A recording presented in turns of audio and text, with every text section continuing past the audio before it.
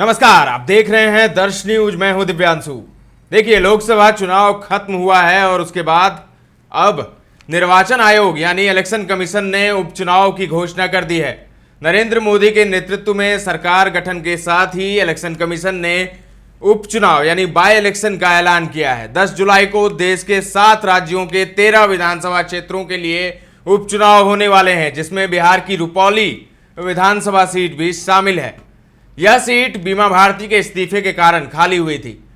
वैसे तो और भी सीटें हैं जहां पर विधायक अब सांसद बन चुके हैं, तो उनकी सीट खाली है, लेकिन चर्चा रुपौली की ज़्यादा है, क्योंकि रुपौली में जो खेल हुआ था, रुपौली की विधायक बीमा भारती आरजेडी में चली आई थी और आरजेडी के टिकट पर वह लोकसभा चुनाव लड़ी थी, लेकिन उन्हें हार मिली थी। तो अब वो तैयारी कर रही हैं एक बार फिर से अपनी खोई हुई विधायकी हासिल करने का। रुपौली में वो लड़ेंगी। लोकसभा चुनाव 2024 में पूर्णिया से चुनाव लड़ने के लिए उन्होंने रुपौली विधानसभा से इस्तीफा दे दिया था। लालू यादव के आशीर्वाद और तेजस्वी यादव के सहयोग से बीमा भारती मैदान में उतरी थी, लेकिन निर्दलीय प्रत्याशी के रूप में पप्पू यादव ने शानदार जीत दर्ज की और बीमा भारती की जमानत जब्त करा दी। माना जा रहा है कि बीमा भारती रुपौली सीट पर खोई हुई विधायकी को फिर से हासिल करने के लिए अपना भाग्य आजमाएंगी। वह इस सीट पर 5 बार विधायक रह चुकी हैं। चुनाव आयोग ने डिटेल प्रोग्राम जारी कर दिया है। उपचुनाव के लिए भारत निर्वाचन आयोग द्वारा जारी प्रोग्राम के अनुसार 14 जून को इसके लिए अधिसूचना जारी होगी। इसके साथ ही संबंधित क्षेत्रों में आचार संहिता लागू हो जाएगा और नामांकन की प्रक्रिया शुरू हो जाएगी। 21 जून तक इच्छुक उम्मीदवार अपना नामांकन दाखिल कर सकेंगे। उसके बाद 24 जून को नामांकन पत्रों की जांच होगी। 26 जून तक इच्छुक उम्मीदवार अपना नामांकन वापस ले पाएंगे और 10 जुलाई को बिहार के रुपौली समेत 7 राज्यों के सभी विधानसभा क्षेत्र में कड़ी सुरक्षा के बीच मतदान कराए जाएंगे। भारत निर्वाचन आयोग से मिली जानकारी के अनुसार 13 जुलाई को सभी विधानसभा क्षेत्रों के संबंधित मतगणना स्थलों पर वोटों की गिनती की जाएगी और काउंटिंग पूरी होने के बाद हार जीत के नतीजे घोषित कर दिए जाएंगे। निर्वाचन आयोग ने बताया है कि 15 जुलाई को उपचुनाव की प्रक्रिया संपन्न हो जाएगी और आचार संहिता की मियाद पूरी हो जाएगी। रुपौली विधानसभा सीट पर बीमा भारती ने 5 बार जीत दर्ज की है। सबसे पहले 2000 में निर्दलीय उम्मीदवार के रूप में उन्होंने जीत दर्ज किया था।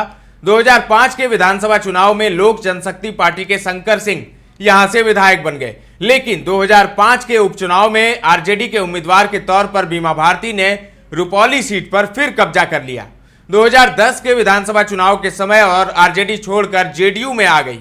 उसके बाद लगातार 2020 तक चुनाव जीतती रही, लेकिन 2023 में जब नीतीश कुमार ने आरजेडी को छोड़कर बीजेपी के साथ सरकार बनाई, तो उसके फ्लोर टेस्ट के समय ही बीमा भारती ने जेडीयू का साथ छोड़ दिया। वो जेडीयू छोड़कर फिर से आरजेडी में शामिल हो गई। लालू यादव ने लोकसभा टिकट देकर उन्हें पूर्णिया से चुनाव लड़ाया। इस सीट पर पप्पू यादव कांग्रेस उम्मीदवार के रूप में चुनाव लड़ना चाहते थे, लेकिन महागठबंधन से टिकट नहीं मिला तो निर्दलीय मैदान में उतर गए और बीमा भारती को हरा दिया। बीमा भारती को हार का मुंह देखना पड़ा। बीमा भारती जेडीयू विजेता। 2020 के विधानसभा चुनाव में बीमा भारती का टक्कर एक बार फिर से एलजेपी के शंकर सिंह से था और जेडीयू उम्मीदवार बीमा भारती ने जीत दर्ज की थी वहां पर।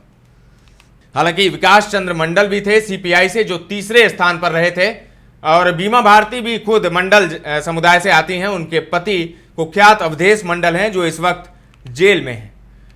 2010 से बीमा भारती यहां पर जीत रही हैं। उससे पहले 2005 में आरजेडी के रमई राम ने यहां से जीत दर्ज की थी। बीमा भारती के लिए इस बार मुश्किल इसीलिए ज्यादा है क्योंकि एक तो वो लोकसभा चुनाव लड़ी, जेडीयू का दामन उन्होंने छोड़ा, आरजेडी में गई और चुनाव भी वो हार गई बुरी तरह से। एक तो ये बात है। दूसरी बात ये है कि उन्हें नीतीश कुमार का वोट मिल रहा था, जेडीयू का वोट मिल रहा था, लेकिन अब चूंकि वो जेडीयू में नहीं रही, आरजेडी में चले गई, तो जेडीयू का वोट उन्हें नहीं मिल पाएगा, ऐसा जानकार बता रहे हैं। और जेडीयू भी वहां से उम्मीदवार खड़ा करेगी। तो ऐसे में बीमा भारती के लिए मुश्किल है। लोकसभा चुनाव तो वो हार गई हैं और अब विधानसभा चुनाव में भी खतरे का निशान है उनके ऊपर। रुपौली विधानसभा सीट सबसे ज्यादा चर्चाओं में रहती है। पूर्णिया जिले की यह सीट उन हाई प्रोफाइल सीटों में शामिल है जिनका जिक्र राष्ट्रीय राजनीति में कभी किया जाता है। क्रांतिकारियों की धरती के नाम से चर्चित रुपौली विधानसभा पर लगातार तीसरी बार जेडीयू ने कब्जा जमाया है।